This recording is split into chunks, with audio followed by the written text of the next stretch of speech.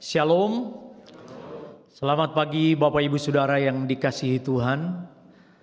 Senang sekali boleh berjumpa dengan Bapak Ibu, keluarga besar IPC di tempat ini. Ini adalah yang pertama kali saya hadir di tempat ini. Terima kasih untuk hambanya Bapak Pendeta Joni.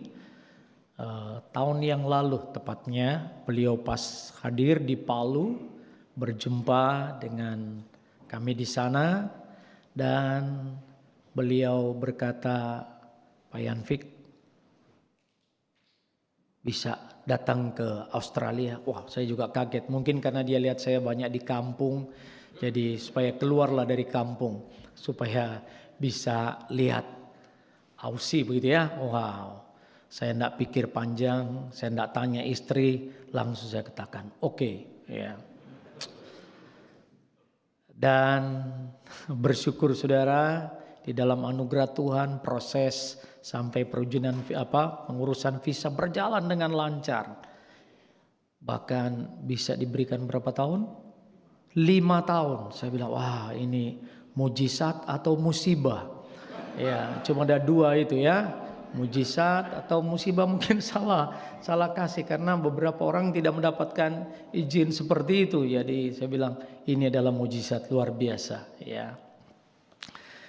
Ya oke, itu sekedar intro, tapi ya katanya perlu memperkenalkan diri ya. Tidak dikenal maka tidak disayang. Sekalipun sudah dikenal belum tentu juga disayang ya.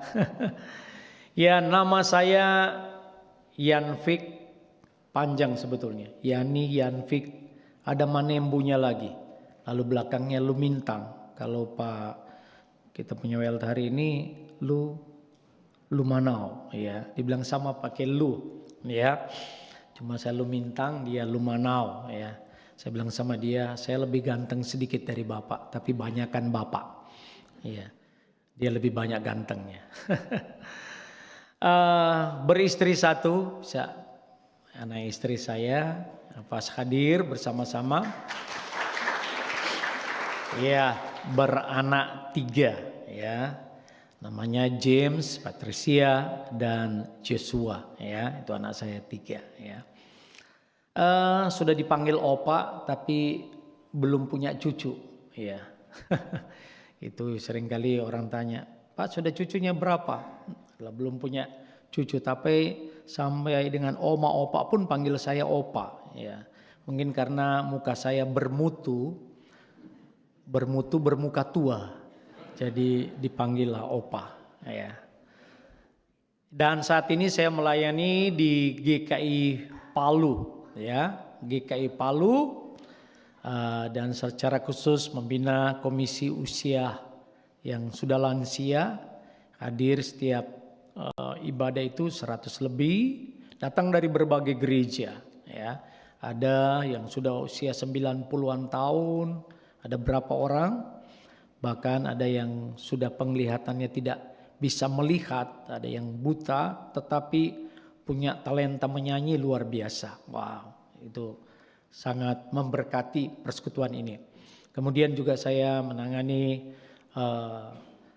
pasangan muda ya. Jadi saya bersyukur majelis menempatkan saya di antara yang tua dan yang muda, supaya kalau di tua tetap ketarik ke muda, dan muda juga menarik, jangan cepat tua ya, walaupun sudah bermutu begitu ya.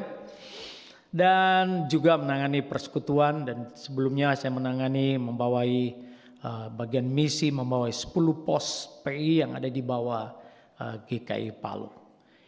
Ya, salam dari jemaat kami dari GKI Palu bagi jemaat Tuhan keluarga besar IPC di tempat ini.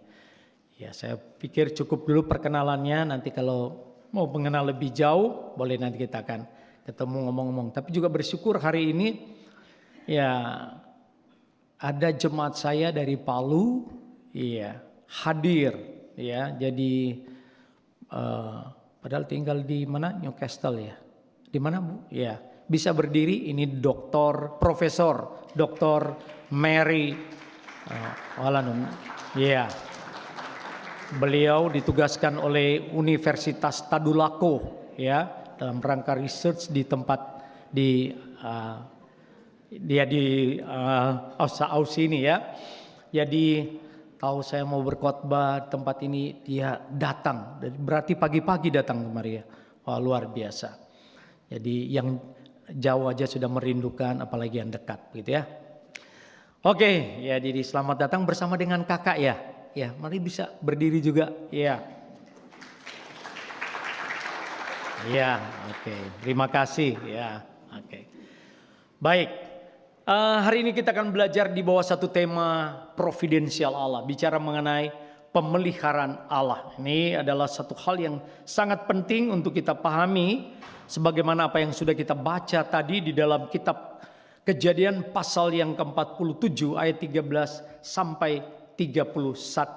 Saya kutip satu perkataan dari seorang mantan Perdana Menteri dari Belanda, Abraham Kuyper. Dia mengatakan, tidak ada satu bagian di dalam kehidupan engkau dan saya, atau tidak ada satu inci pun di dalam hidup engkau dan saya yang dia tidak hadir. Aku ada, kata Tuhan Yesus. Dia hadir. Bahkan seorang rekan berkata satu kalimat yang bagi saya begitu bagus. Dia mengatakan begini, lebih baik saya berjalan di dalam lembah kekelaman atau di tengah-tengah bayang-bayang maut, asal tahu dengan siapa saya berjalan, daripada saya berjalan di padang rumput yang hijau tapi dia tidak tahu dengan siapa kita berjalan. Wow. Jadi lebih baik kita berjalan di lembah kekelaman, di tengah-tengah bayang-bayang maut, asal tahu dengan siapa kita berjalan, daripada kita berjalan di padang rumput yang hijau tapi tidak tahu dengan siapa kita berjalan. Saudara, apa yang kita baca daripada Kejadian pasal 47 ayat 13 sampai ayat yang ke-31 itu memberikan satu pemahaman kepada engkau dan saya, bagaimana Allah hadir di dalam setiap momen, dalam setiap peristiwa, di dalam kehidupan keluarga Yakub, secara khusus bagaimana Yusuf, dan bagaimana mereka boleh memberikan satu pemahaman bahwa Allah itu hadir di dalam seluruh area kehidupan mereka. Bahkan kehadiran dari hambanya Yusuf boleh menjadi berkat bagi bangsa yang sedang menghadapi suatu persoalan yang begitu besar, kelaparan yang sungguh besar sekali mereka hadapi. Nah, hari ini sekali lagi kita akan bicara. Mari kita akan lihat pertama mengenai pemeliharaan Allah atas keluarga Yakub melalui Yusuf. Saudara, mari kita akan lihat sama-sama kembali di dalam Alkitab yang kita baca tadi. Saudara, saya akan mulai melihat dari ayat yang ke-11 sampai ayat yang ke-12 ya. Di sana dikatakan Yusuf menunjukkan kepada ayahnya dan saudara-saudaranya tempat untuk menetap dan memberikan kepada mereka tanah milik tanah Mesir di tempat yang terbaik di negeri itu, di tanah Ramses, seperti yang diperintahkan Firaun. Dan Yusuf memelihara ayahnya, saudara-saudaranya, dan seisi rumah ayahnya dengan makanan menurut jumlah anak-anak mereka. Menarik sekali saudara. Frasa yang terbaik di sana dikatakan, yang terbaik. Saudara, waktu perkataan ini, yang terbaik yang diberikan oleh Yusuf kepada keluarganya, itu dia berikan yang terbaik, bukan sekedar terbaik, sesuai dengan apa yang mereka butuhkan. Ketika kita memberikan sesuatu kepada orang, kadangkala tidak tepat apa yang menjadi kebutuhan dia ya. Yang tepat, yang sesuai. Dan itu yang terjadi saudara. Oleh karena apa? Mereka adalah para gembala dan diberikan tempat di tanah Goshen itu adalah tanah yang subur, adalah tanah di mana mereka bisa memelihara ternak mereka dan sebagainya, dan mereka bisa melakukan pekerjaan mereka dengan baik. Jadi bagaimana Yusuf memberikan yang terbaik, tepat sesuai kebutuhan.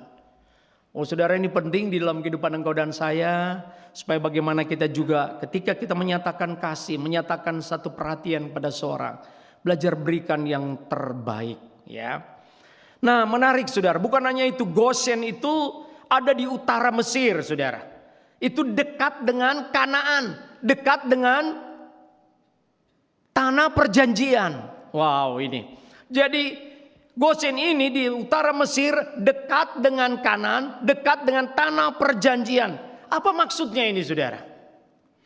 Oh saudara, ini bukan sekedar bagaimana Yusuf memperhitungkan masalah jasmani mereka, tetapi juga memperhatikan masalah rohani mereka. Tanah Kanaan simbol daripada apa saudara? Kehidupan rohani, tanah perjanjian itu sendiri. Maka di dalam hal ini Yusuf coba menempatkan mereka supaya dekat. Bukan hanya memikirkan hal yang jasmani, tapi yang rohani juga. Apa pembelajaran di dalam kehidupan engkau dan saya saudara? Ketika kita kadang-kalanya memikirkan masalah jasmani kita. Ketika orang pilih kerja, kita ambil pekerjaan oleh karena mempertimbangkan gajinya. Wow, gajinya begitu besar. Tapi kadang-kala tidak mempertimbangkan masalah rohani, cuma jasmani. Cuma masalah rohananya saja, rohaninya enggak. Iya, banyak kali kita begitu bukan? Yang penting gajinya besar, income-nya besar. Walaupun itu harus melewati hari Minggu, kerja di hari Minggu, tidak ada waktu untuk beribadah. Yang penting bisa gajinya gede. Oh saudara, Yusuf memperlihatkan bagaimana dia punya kepedulian. Mereka bukan hanya diperhatikan masalah jasmani, tapi rohani supaya dekat dengan tanah Kanaan. Tapi lebih daripada itu saudara, menarik. Saya coba mengelaborasi, coba melihat semuanya ini hal yang sangat luar biasa.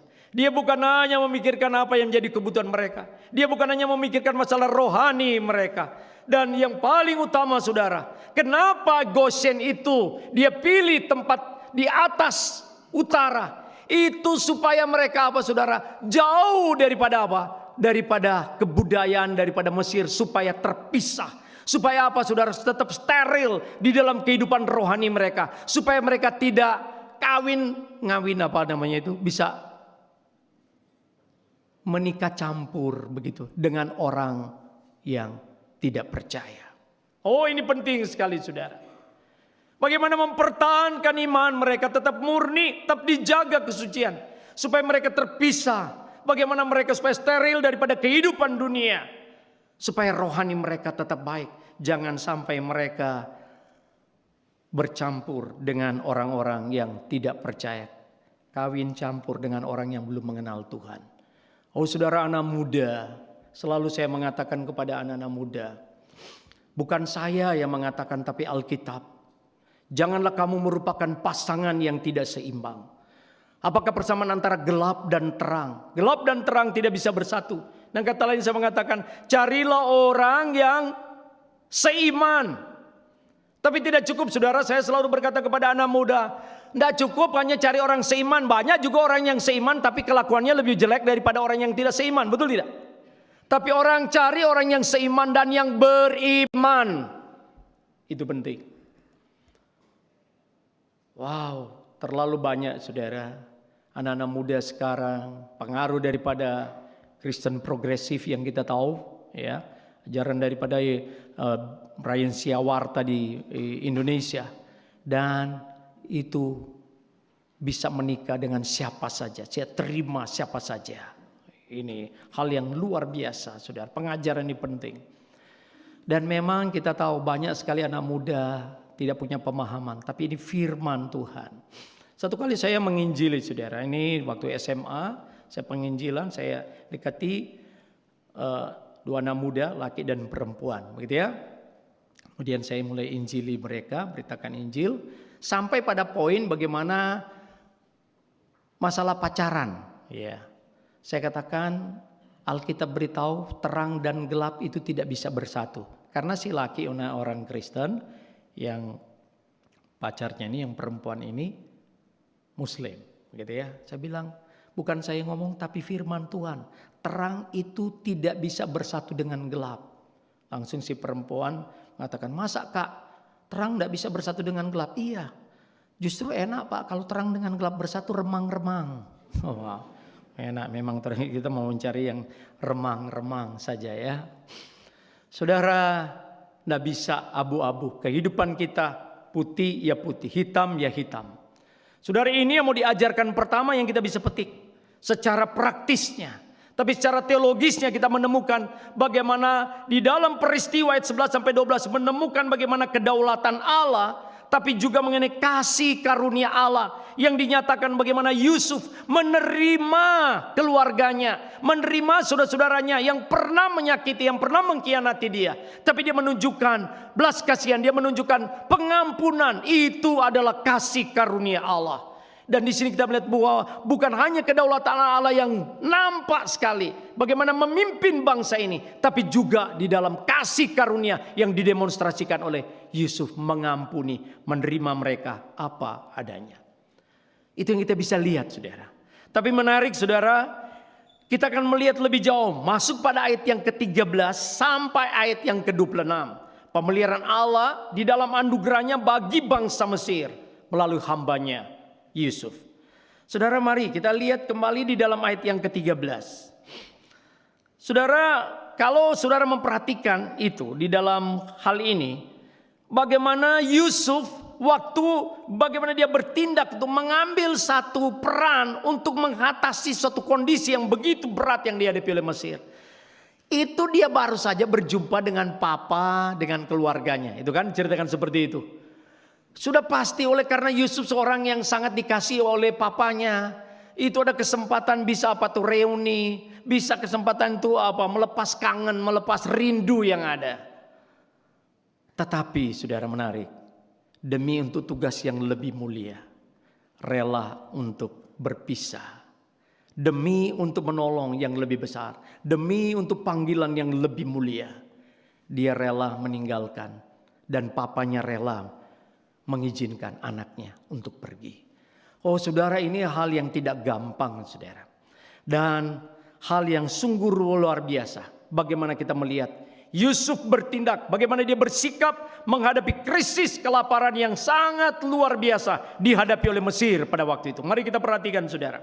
Ayat yang ke-13.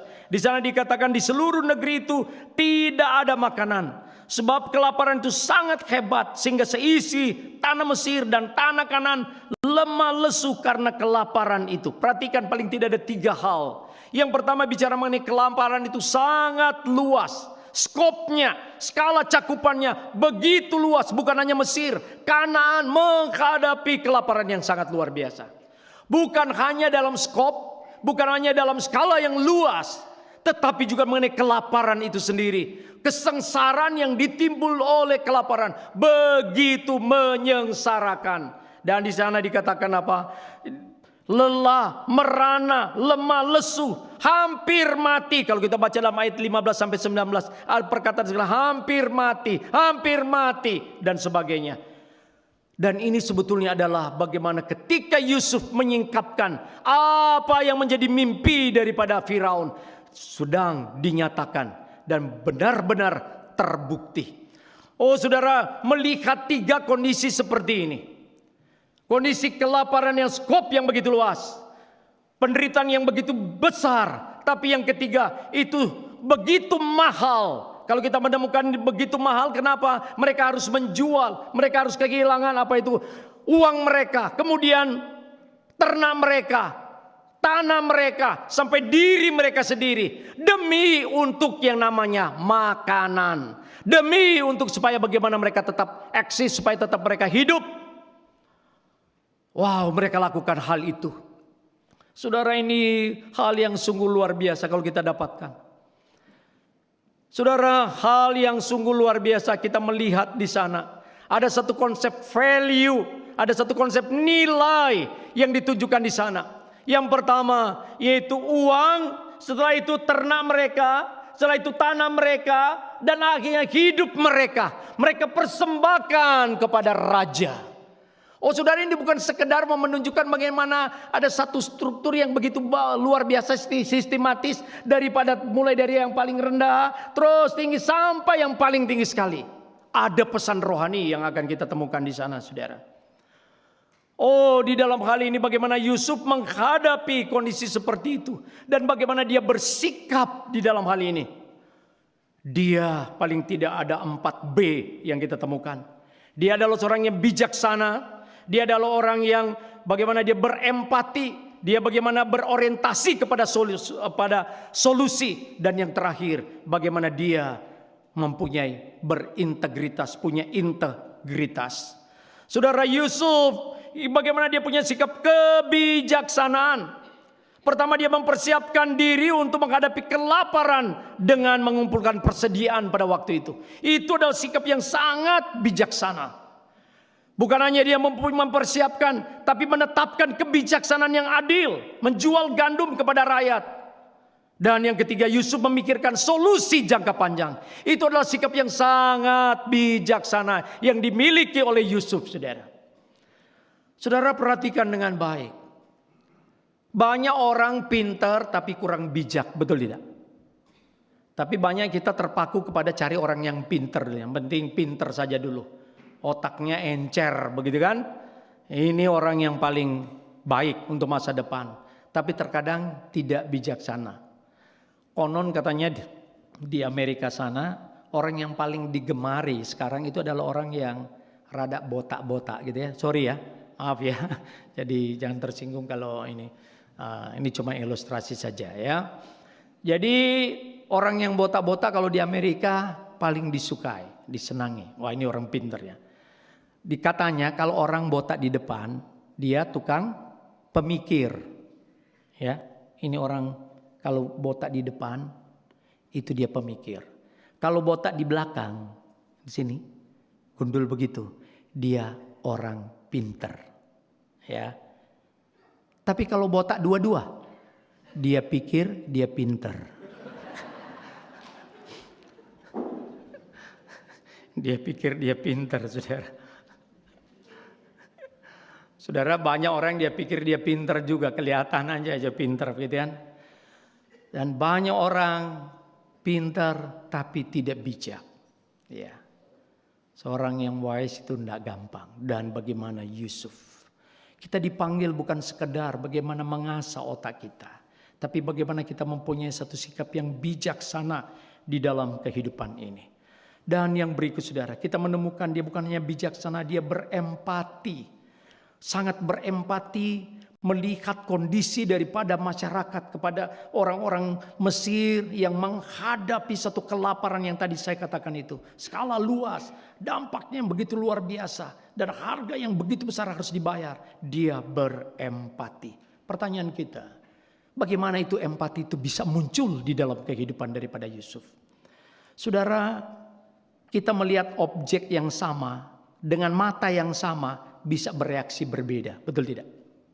Kita ingat bukan bagaimana dalam Injil Lukas pasal 10 ketika seorang yang dirampok itu, bagaimana waktu orang yang dirampok itu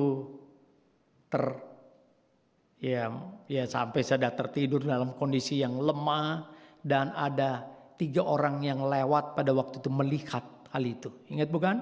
Yang pertama adalah imam, yang kedua orang Lewi, dan yang ketiga orang Samaria. Melihat objek yang sama tapi bereaksi beda. Imam melihat itu yang harusnya perlu ditolong, tapi dia cuma memikirkan, waduh, daripada saya juga kena getahnya. Dan mungkin ini orang juga punya kejahatan, jadi dia lewat. Demikian juga Lewi, pelayan gereja seperti itu, dilewati. Tapi bagaimana seorang Samaria yang baik hati itu, dia lihat dengan matanya, dia berempati, bukannya simpati, berempati dan mengambil sikap melakukan sesuatu. Oh saudara, jadi mata itu penting. Bagaimana mata rohani kita melihat setiap pergumulan persoalan orang, punya kepekaan melihat apakah orang ini perlu ditolong atau tidak. Dan saudara, Yusuf bukan hanya bagaimana dia adalah seorang yang bijak, tapi dia orang yang berempati dengan mata rohani. Melihat kondisi tidak mungkin tidak, dia harus bertindak, dia harus mengambil satu sikap. Ini yang terjadi, saudara. Dan pada akhirnya dia berorientasi solusi. Dia ambil setelah melihat, mengamati, memikirkan, menggumuli, langsung berikan solusi. Kalau seorang dokter melihat kondisi begini, setelah dibedah apa yang akan dilakukan. Saya masih ingat saudara, satu waktu saya di Lampung, pelayanan pernah di sana 4 tahun. Kemudian saya karena mengalami kelemahan tubuh sakit, saya pergi ke seorang dokter. Dokter ini dikatakan dia lulusan Jerman, gitu, pintar begitu ya. Nah, kemudian saya sudah di sana, dia periksa, dia diagnosa saya. Lalu dia katakan, Anda memang sakit ini. Dia bilang. Lalu saya tanya, lalu bagaimana dokter? Iya, saya akan bukakan resep bagi kamu. Sudah tahu di samping dia itu ada buku mengenai obat-obat, ya, catatan mengenai obat-obat. Kemudian dia buka, lalu dia berkatakan, ini obatnya bagus buat kamu, ini bagus ya. Tapi kemudian dia berhenti lagi, dia berkata, oh tidak, ini saja. Ini bagus, ini sangat luar biasa. Tapi ada yang lebih bagus lagi. Dia buka lagi. Nah, ini yang bagus. Ada orang seperti kasus kamu, sakit seperti kamu. Saya berikan obat ini dan dia tidak pernah kembali lagi. Cuma ada 2 kemungkinan. Betul tidak? Dia tidak balik karena memang sembuh, atau dia tidak balik karena Supigi sudah pergi.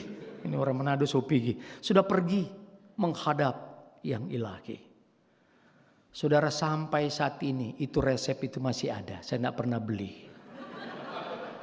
Dokter model apa seperti ini, saudara? Tidak memberikan keyakinan. Oh, ini saja. Saya percaya engkau juga tidak akan nyaman lihat begitu. Dokter kok begini, tidak memberikan satu solusi, bahkan dengan keraguan. Saudara, Yusuf tidak seperti itu. Setelah dia amati, dia lihat, dia turun, dia ambil solusinya di sana. Wow, ini hal yang luar biasa. Dia ambil satu tindakan. Bukan hanya berteori, bukan hanya mengamati, tapi ada satu sikap yang harus diambil. Saudara, ketika kita menghadapi pergumulan masalah, melihat orang lain, tidak cukup berempati, tidak cukup bersempati dan berempati. Ambil satu tindakan dan yang tepat, itu harus kita lakukan. Dan ini yang dilakukan oleh Yusuf. Tapi bukan hanya itu, yang terakhir, kehidupan dia adalah kehidupan yang sangat berintegritas. Ya, ini Yusuf adalah orang yang sangat berintegritas. Saudara boleh melihat mengenai kehidupan Yusuf yang seorang yang sangat berintegritas. Bukan hanya pada waktu dia menghadapi kondisi kelaparan, menangani masalah daripada Mesir pada waktu itu. Kita lihat dari perjalanan sebelumnya. Yusuf berintegritas bagaimana dia menjadi hamba daripada Potifar. Dia sangat dipercaya. Wow, kita tahu ceritanya bukan? Ketika nyonya Potifar yang kegatelan itu mencoba merayu Yusuf, begitu ya? Memang orang ganteng susah juga, betul kan? Ya, bapak ganteng juga mesti hati-hati. Katanya memang Yusuf begitu ganteng sekali. Sampai ada satu cerita kuno menceritakan satu kali si nyonya Potifar berjumpa dengan seluruh anggota istana. Ya kan, pegawainya si Potifar, salah satu pegawai daripada Firaun, gitu kan? Dan bagaimana masing-masing mempertunjukkan mengenai pembantu mereka. Dan akhirnya pada waktu itu bagaimana si istri Potifar menampilkan si Yusuf ya di display kayak begitu ya. Tampil seperti orang jalan di catwalk itu jalan begitu ya. Sampai ceritanya katanya ada ibu-ibu waktu ya di pinggir kolam begitu ya. Yusuf lewat lalu semua lagi santai, istri-istri pembesar begitu ya, raja. Lalu sambil menikmati melihat orang-orang pembantu-pembantunya mereka. Dan giliran Yusuf waktu tampil. Ada seorang ibu ya melihat Yusuf. Dia lagi makan apel dengan kupas sendiri dengan pisau. Waktu dia lagi mau kupas apel dengan pisau, lihat si Yusuf. Waktu Yusuf lewat, saudara, dia potong apel tanpa sadar, tangannya sudah dia potong begitu ya. Dia sudah potong jarinya, tapi tidak merasa sakit. Saking lihat gantengnya daripada Yusuf. Jadi berapa gantengnya itu, luar biasa. Maka tidak heran itu istri Potifar itu seperti itu. Tapi kita lihat Yusuf, dia sangat berintegritas. Dia tidak mau melakukan apa-apa. Karena dia tahu dia adalah seorang anak Tuhan. Dia adalah hamba Tuhan. Menjaga integritas diri, menjaga kesucian, itu adalah hal yang paling penting di dalam kehidupan ini, saudara. Bagaimana kehidupan engkau ketika engkau jauh mungkin dari keluargamu dari Indonesia. Tidak ada yang tahu kau di sini. Tapi apakah kehidupan kita sungguh berintegritas. Di dalam pekerjaan kita. Saudara, Yusuf, dia mendapatkan satu jabatan sebagai pelayan publik. Sebagai pejabat publik. Tapi dia tetap menjaga. Dia ada kesempatan saudara untuk bisa mengambil. Waktu mereka kasih bawa apa itu uang, harta. Dia sebagai pimpinan Firaun tidak mau tahu. Dia bisa saja ambil itu, betul kan? Untuk diri sendiri. Dia bisa sisihkan untuk keluarganya. Tapi saudara, dia tidak lakukan hal itu. Di dalam PA saya pada hari Jumat yang lalu saya menceritakan. Saudara ingat pada saat kita bangsa secara khusus bangsa Indonesia mengalami COVID. Dan bagaimana waktu menangani COVID. Di tengah-tengah menghadapi COVID itu saudara. Bagaimana pemerintah turun untuk bagaimana mengatasi kondisi ini. Memberi bantuan bagi mereka yang dampak daripada COVID. Sudah tidak bisa bekerja, yang di PHK, keluarga banyak yang hancur dalam kondisi tidak bisa makan dan sebagainya. Mengambil satu kebijakan pemerintah melalui Mensos pada waktu itu. Apa yang dilakukan? Membantu satu keluarga, tidak salah waktu itu 100.000. Jutaan orang. Dan apa yang terjadi saudara? Mensos ini harus masuk penjara. Betul dia cuma ambil 1.000 dari satu paket itu. Kecil kan? Tapi jutaan saudara. Tahun sebelumnya dia adalah orang yang memimpin sebagai ketua panitia Natal nasional yang presiden juga hadir. Itu dia pimpin. Oh saudara, ketika kita mendapatkan jabatan publik saudara sebagai pejabat atau sebagai pelayan publik, itu sangat hati-hati bagaimana kita menjaga integritas kehidupan kita. Dalam dunia kerja kita, kejujuran itu penting. Saya sangat bersyukur ada di keluarga Pak Edi dan Ibu Heti. Pak Edi menceritakan sendiri bagaimana dia kerja di Indomaret itu, bagaimana kasir bilang silakan ambil uang pakai. Tapi dia tidak mau lakukan. Seorang yang sangat berintegritas, dia bisa saja. Saudara, ini adalah satu ujian di dalam kehidupan engkau dan saya sebagai pejabat atau sebagai orang yang ditempatkan di dalam perusahaan untuk bekerja. Yang mungkin juga sangat bersinggungan dengan masalah uang. Hati-hati, kehidupan kita selalu disoroti, saudara. Dan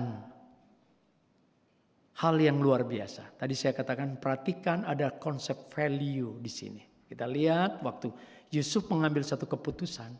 Tapi ada hal yang menarik lagi. Heran kenapa pertama itu uang, setelah itu ternak, setelah itu properti mereka, tanah mereka, sampai diri mereka. Harus diberikan, bahkan diri mereka diperhambakan kepada istana, kepada Firaun. Itu mau mengajarkan saudara, ini nilai value yang ada saudara. Dari uang sampai pada diri, itu yang paling top, paling tinggi diri sendiri. Itu yang penting bagaimana bisa hidup, bagaimana bisa mempertahankan hidup. Rela tinggalkan semua harta benda itu saudara, demi untuk supaya bisa tetap makan. Pada hari Jumat yang lalu saya mengatakan memang makan itu ada banyak macam, betul tidak? Ada macam orang makan itu apa? Makan hanya supaya kenyang, itu model makan. Ya makan di mana-mana saja kita, yang penting supaya kenyang. Tapi ada makan yang bergizi, betul tidak? Jadi makan tidak sembarang makan, dia harus konsumsi makanan yang bergizi. Tapi yang ketiga makan yang bergengsi, betul tidak? Tidak boleh mungkin tidak bergizi. Mungkin bisa membuat penyakit, yang penting gengsi. Ya. Dan yang terakhir, makan rekreasi. Rekreasi kita itu bagaimana kuliner. Kalau saudara pulang Indonesia pasti mana pi kuliner, satu dirasain pergi sana kuliner. Sampai orang Jawa bilang sewarek sekenyangnya. Begitu kan? Tapi itu katanya tidak alkitabiah. Doa Bapa kami tidak berlaku. Hari Jumat yang lalu dalam persekutuan PA, memang saya bercanda ini karena makanan begitu limpah begitu ya. Wah sungguh luar biasa.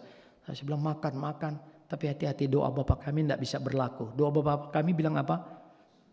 Makanan kami secukupnya. Tapi di sini sewarek sukanya, kenyangnya. Gitu ya.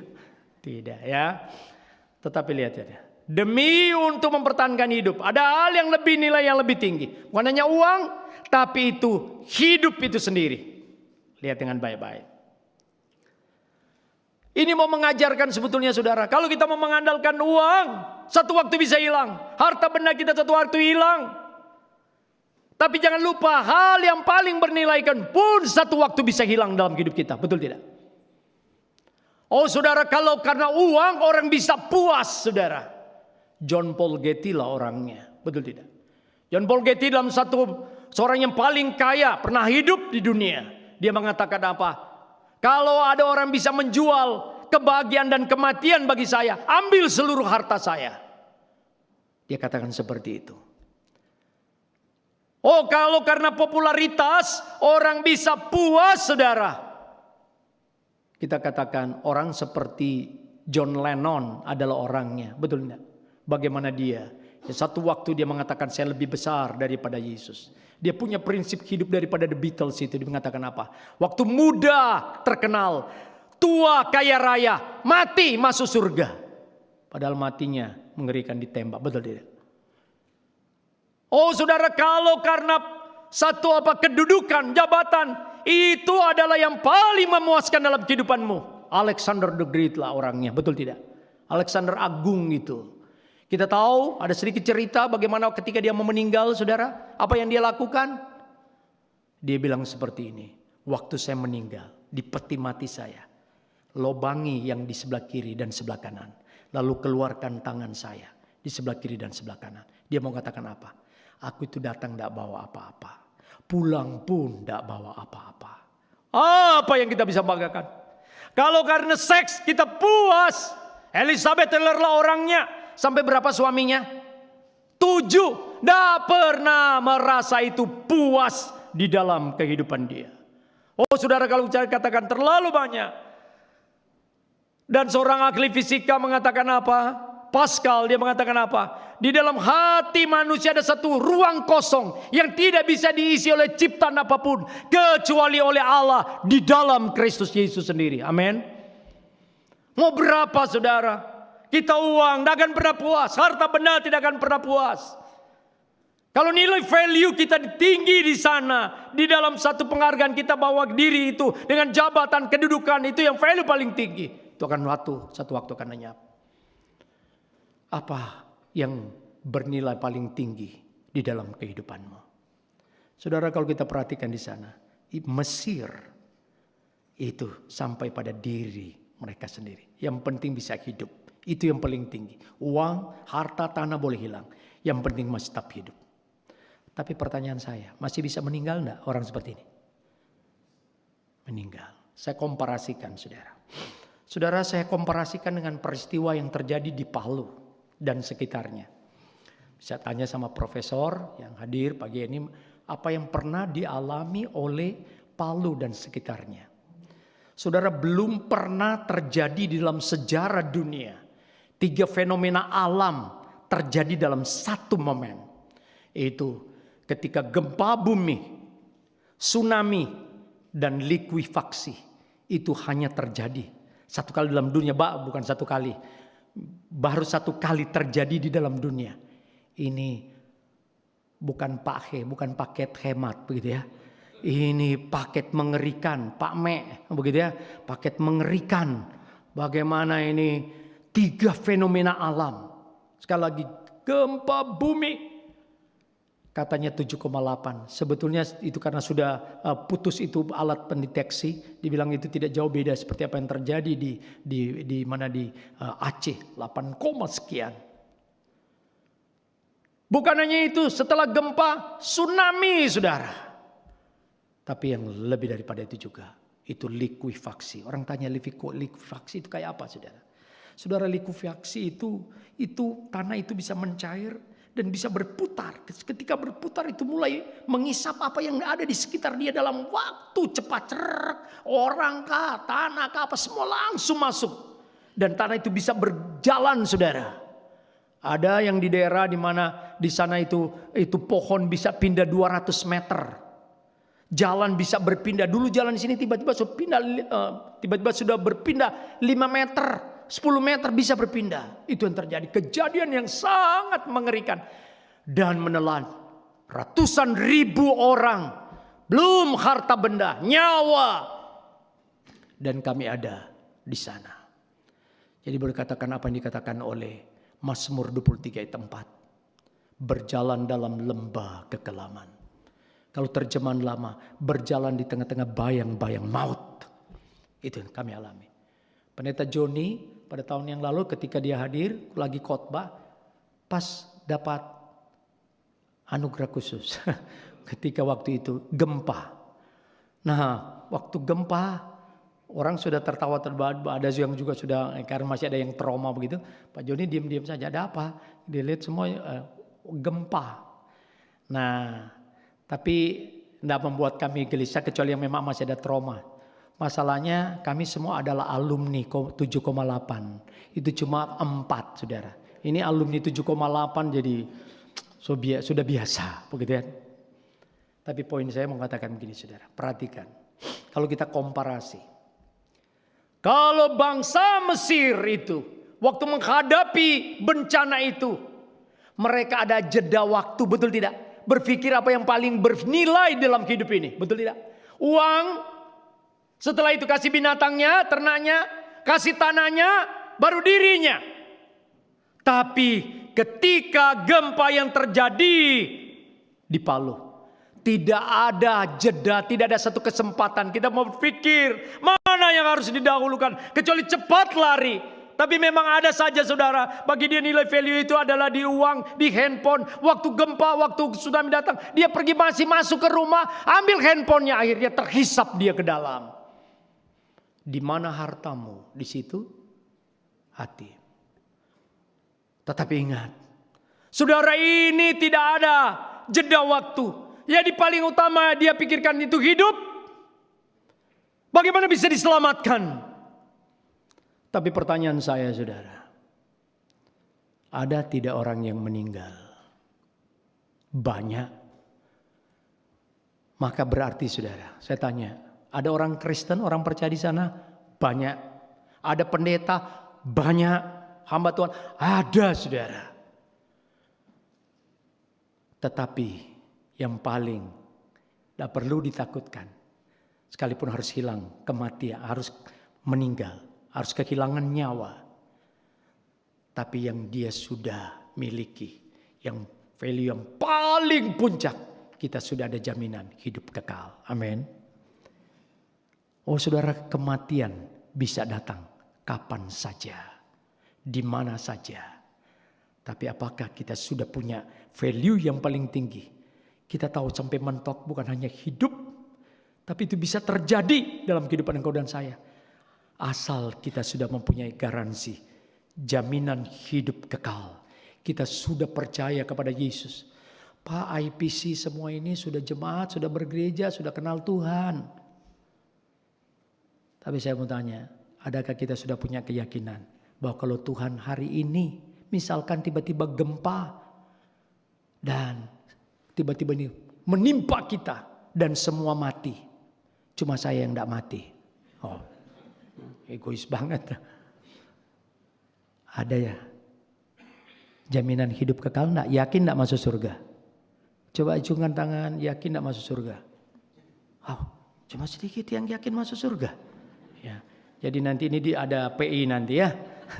Ada penginjilan pribadi, banyak tugasnya ini, ya. Saudara, saya mau katakan, kalau bangsa Mesir ada jeda waktu, orang Palu tidak ada jeda waktu. Tapi kalau kita sudah memiliki hidup yang kekal, apa yang perlu kita takuti? Amin. Kita sudah percaya bahwa satu waktu Tuhan akan panggil kehidupan engkau dan saya. Kapan saja, di mana saja. Saya tidak perlu takut. Saudara, di dalam hal ini Yusuf sadar persis bagaimana bangsa ini menghadapi satu kondisi yang sangat sulit dan dia bawa mereka. Itu sebetulnya simbol bagaimana persembahkan hidup. Kalau waktu dia berikan semua harta benda dan sebagainya, itu supaya kamu persembahkan kepada raja. Tapi ini ada raja di atas segala raja. Yusuf adalah simbol daripada juru selamat. Dia adalah tipologi daripada Yesus Kristus, saudara. Dan dia mau bagaimana menyelamatkan, tapi yang paling utama keselamatan jiwa daripada mereka. Mari biarlah kita juga mengambil satu sikap. Jangan sampai kita belum memiliki jaminan hidup yang kekal. Saya lewati saudara. Nah ini ada perjamuan kudus. Saya mesti elaborasi lebih panjang. Pada ayat yang ke-22. Menarik kita lihat. Ayat yang ke-22 ada penekanan di sana. Dikatakan begini. Hanya tanah para imam tidak dibelinya. Sebab para imam mendapat tunjangan tetap dari Firaun. Dan mereka hidup dari tunjangan itu. Itulah sebabnya mereka tidak menjual tanahnya. Kepedulian daripada Yusuf bukan hanya pada kaum jelata atau kepada bangsa Mesir pada umumnya, tapi juga kepada kaum rohaniawan. Dia perhatikan. Sekalipun mereka adalah mempunyai kepercayaan lain, tapi dia mengisipkan satu pelajaran. Peduli dengan mereka yang berkecimpung di dalam kehidupan, menata kehidupan rohani umatnya. Ada perhatian. Saya lihat di sini Pak Joni tambah gemuk ya. Ini sangat diperhatikan, luar biasa ya. Jadi menunjukkan IPC sangat peduli dengan hamba-hambanya. Juga Pak Melki, tambah gagah, tambah ganteng begitu kan. Dan istri juga saya lihat, tambah cantik. Saya ketemu sama semua, wow, sangat cantik. Soalnya ada cerita saudara begini. Satu kali ada seorang pendeta, ini di Cungkok sana, di China sana ceritanya. Nah Pak pendeta ini kalau dia pergi kemana-mana, kalau dia besuk selalu dia bawa kuda. Nah saudara, kudanya itu tinggi gagah begitu. Sementara pendetanya ini kurus. Nah kalau dia pergi membesuk jemaatnya selalu dia pakai kuda ini memang. Dan jemaat sudah tahu dari jauh lihat kuda itu cuma Pak pendeta yang punya kuda yang seperti itu. Nah satu kali dia datang mendatangi jemaat yang sudah lama tidak bergereja. Ya, sudah lama tidak bergereja. Dia datang. Tapi kemudian si jemaat itu dari jauh melihat, oh itu Pak pendeta datang. Nah setelah sudah sampai, kemudian si jemaat itu mengatakan begini, Pak pendeta, dari jauh Bapak saya sudah lihat yang datang itu adalah Bapak. Loh kenapa? Karena yang punya kuda yang sebesar ini tinggi gagah itu cuma Pak pendeta. Oh iya terima kasih.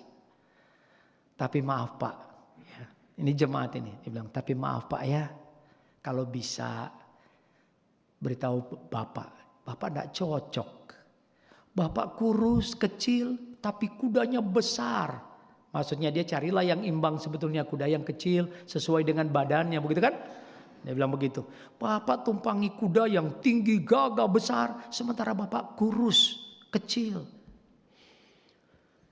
Pendeta ini pintar, langsung dia mengatakan, Pak, kalau kuda ini tinggi, besar, gagah, itu saya yang pelihara. Kalau saya dipelihara jemaat.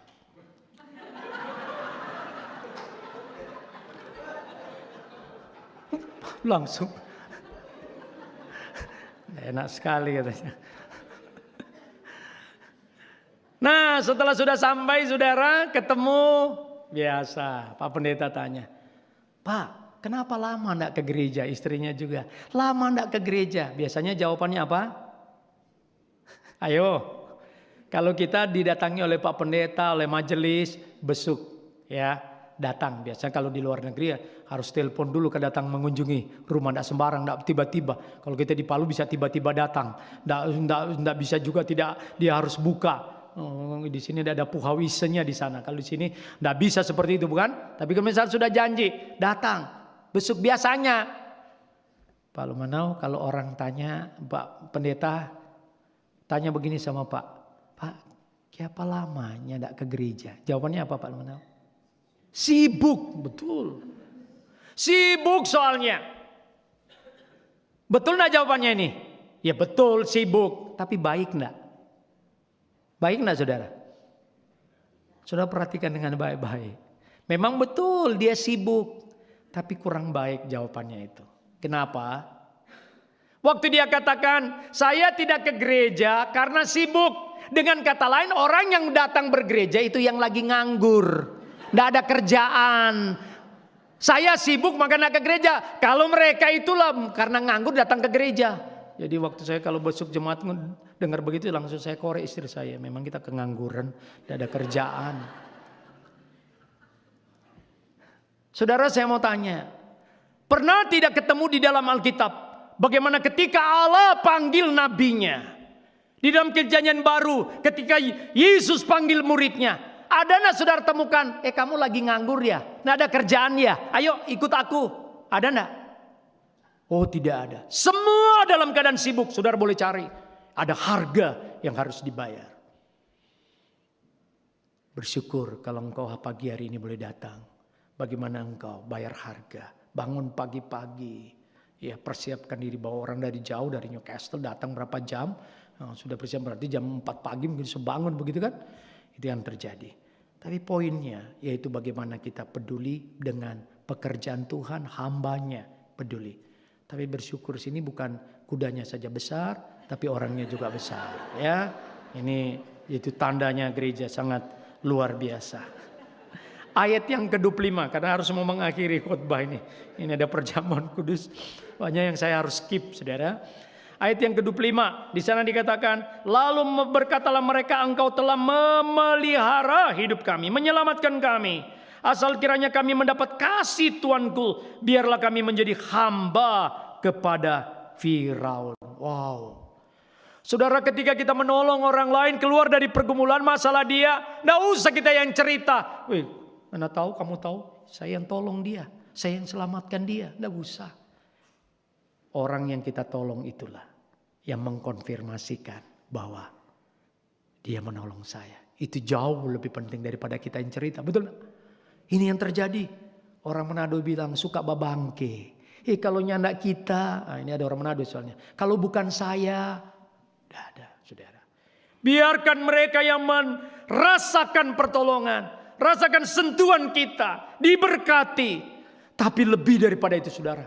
Yusuf sadar, itu semua karena anugerah penyertaan Tuhan. Kalau saudara mau lihat, coba kita flashback, menengok ke belakang apa yang dialami, saudara. Waktu di Potifar, saudara, pasal 39 ayat 2 dan 3. Kalau saudara perhatikan Kejadian 39 ayat 2 dan 3. Bagaimana di sana dikatakan Allah menyertai dia.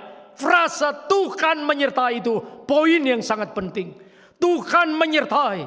Bukan hanya bagaimana Tuhan menyertai dia, akhirnya kehidupan dia menjadi berkat bagi orang di mana dia ada. Wow, itu orang yang disertai oleh Tuhan. Rumah daripada Potifar diberkati. Bukan hanya itu, waktu dia di dalam penjara, di dalam pasal yang sama, saudara, ayat 21 dikatakan apa? Tuhan menyertai Yusuf. Karena Tuhan menyertai, dia disayang dan dia boleh menjadi berkat bagi orang lain pada waktu itu. Wow, saudara. Apa yang dikerjakannya Tuhan bilang di dalam Alkitab, ayat-ayat itu dibuat Tuhan berhasil. Amin. Bukankah kita merindukan semuanya itu? Adakah Tuhan selalu menyertai engkau dan saya? Yakini ada penyertaan Tuhan. James Boyce mengatakan itu adalah sebetulnya adalah ringkasan daripada Roma 8 ayat 28. Bahwa Allah turut bekerja dalam segala hal. Mendatangkan kebaikan bagi orang-orang yang mengasihi dia. Tuhan menyertai. Dan yang paling terakhir, mari kita lihat ayat yang ke-27. Kalau sudah terakhir paling enak gitu ya.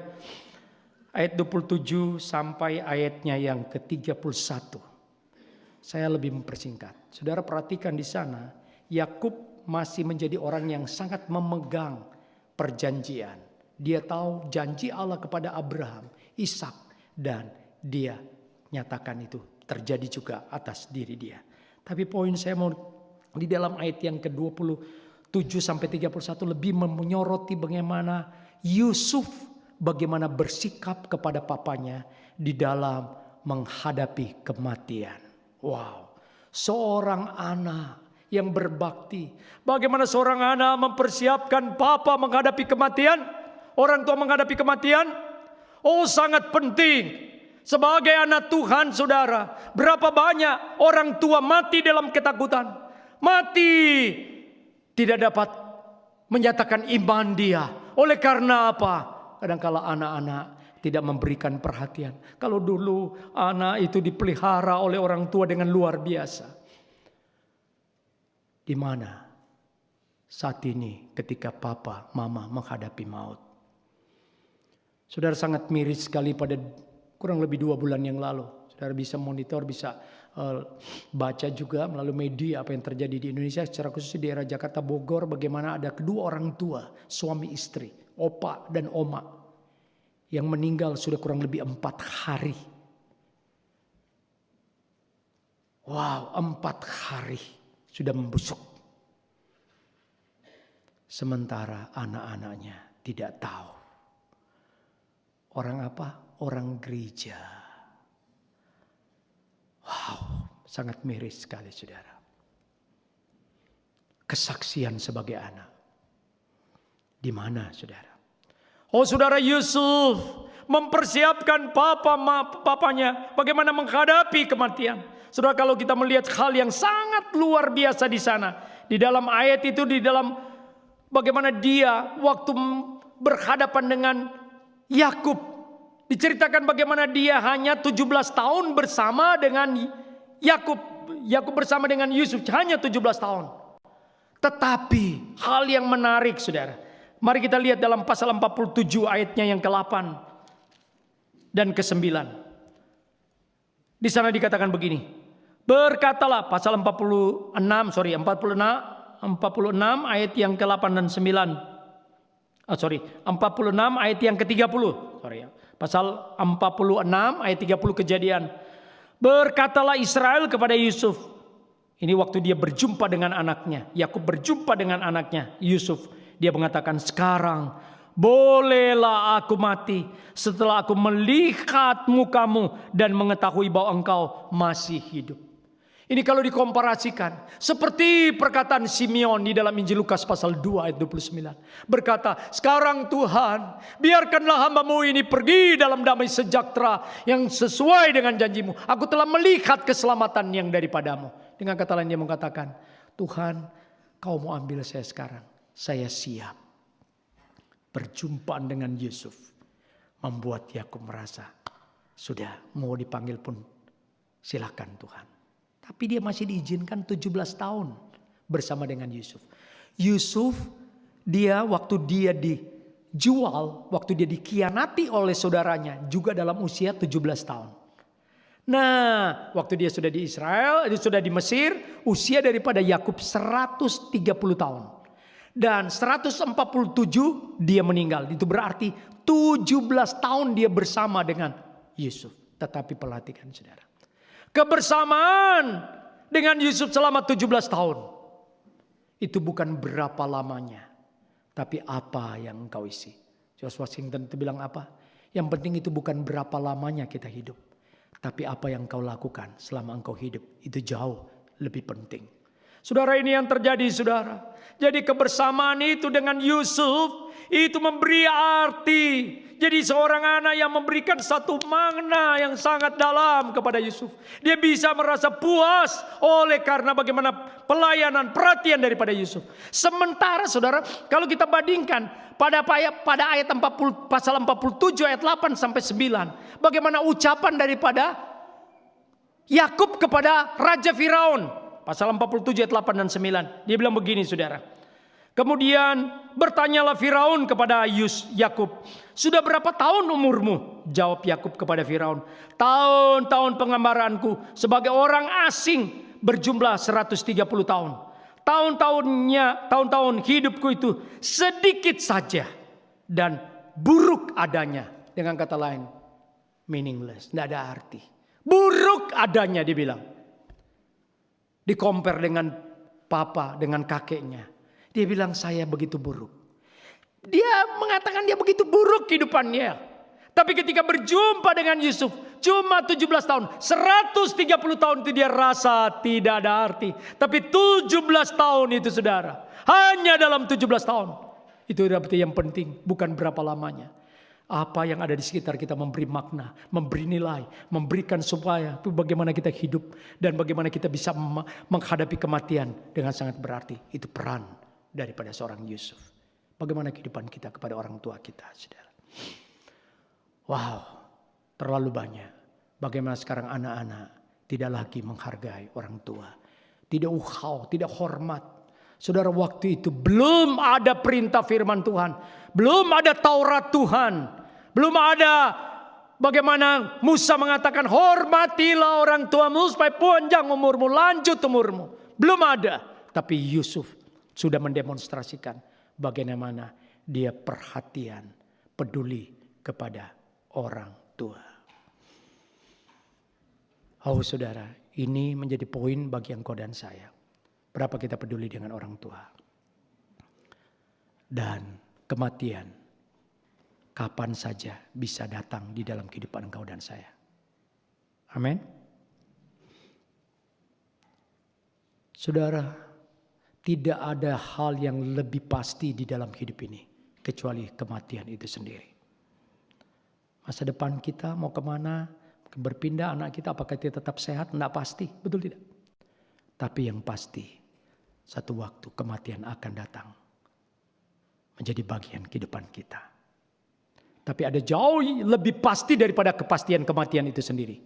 Adalah jaminan hidup kekal yang diberikan oleh Yesus kepada engkau dan saya.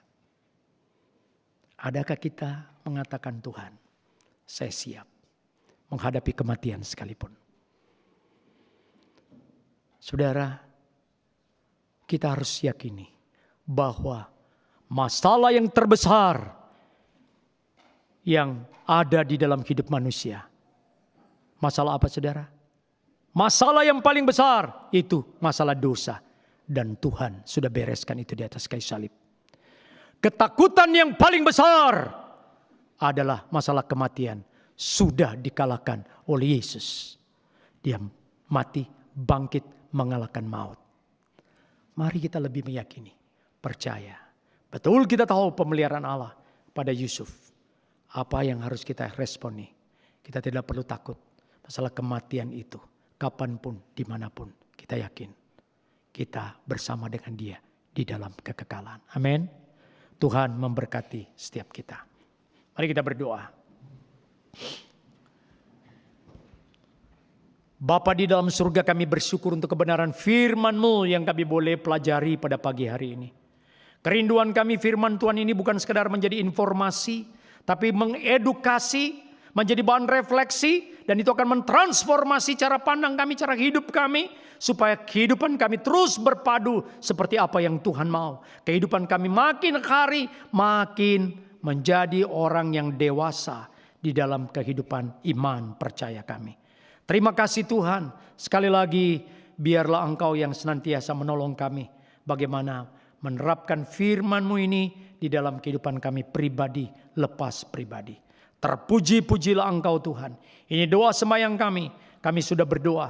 Kami memohon di dalam nama Tuhan kami, Tuhan Yesus, Tuhan dan Juru Selamat kami. Amin.